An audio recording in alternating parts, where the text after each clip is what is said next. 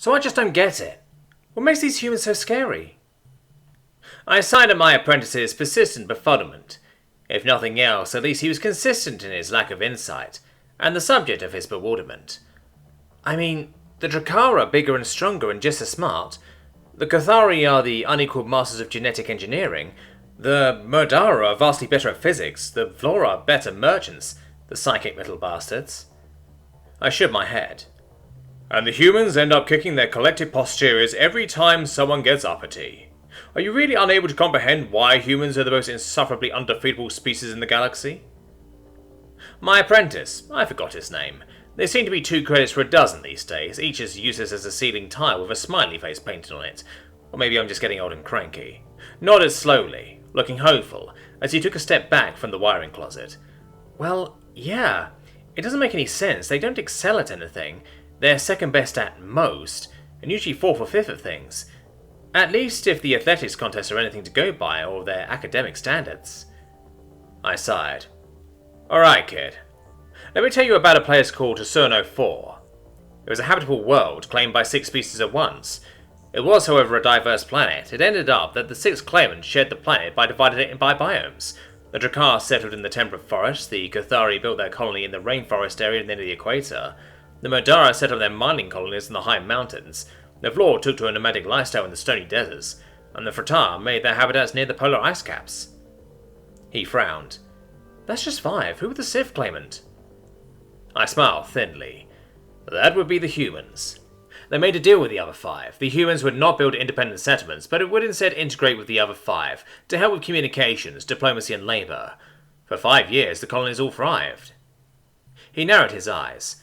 Okay, so the humans can negotiate their way in anywhere. Big deal. That still doesn't tell me why they're so terrifying. I nodded. No, it doesn't. Not yet.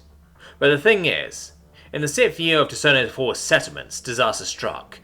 An asteroid somehow made it too close to the planet before it was detected and slammed into it before a rescue operation could be mounted.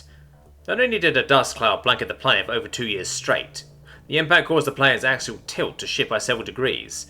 The effects on the climate were devastating. Ice caps melted, deserts were flooded or began to bloom, rainforests withered, volcanoes erupted. The Drakar, the Cathari, the Murdara, the Vlor, and the Fratar lost about half their populations on impact, and the rest in the span of the next half a year. He paled. That's terrible. And the humans? I grinned. I was on the rescue ship that arrived another year later. The humans had suffered about a 30% loss of impact, and less than 10% more after that. That's why they're always going to win, no matter what sort of situation you throw at them. Humans adapt. Sure, they might lose a chunk of the population, but so long as some survive the immediate crisis, the bastards can adapt to anything. My apprentice shook his head in disbelief. That's just ridiculous. Nothing can adapt to any circumstances. No species is that resilient. Right? Right on cue, human Archie walked in behind my apprentice. Quietly raising one mechanical hand to flick in my apprentice's ear, he spoke softly. Don't be so quick to dismiss humanity's ability to survive as a species, or as individuals. My apprentice spun around and took in the sight of human Archie for the first time.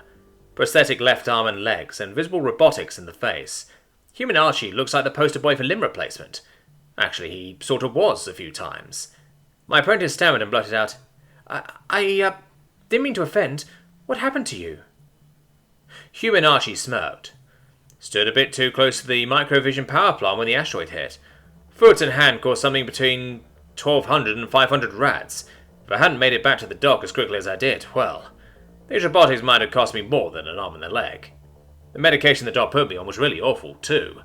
I think I was crapping blue for weeks, but you know what they say, right? My apprentice swallowed hard, a few beads of sweat on his forehead. No? Human Archie chuckled as he turned for the door, giving me a nod. It's amazing what you can get used to.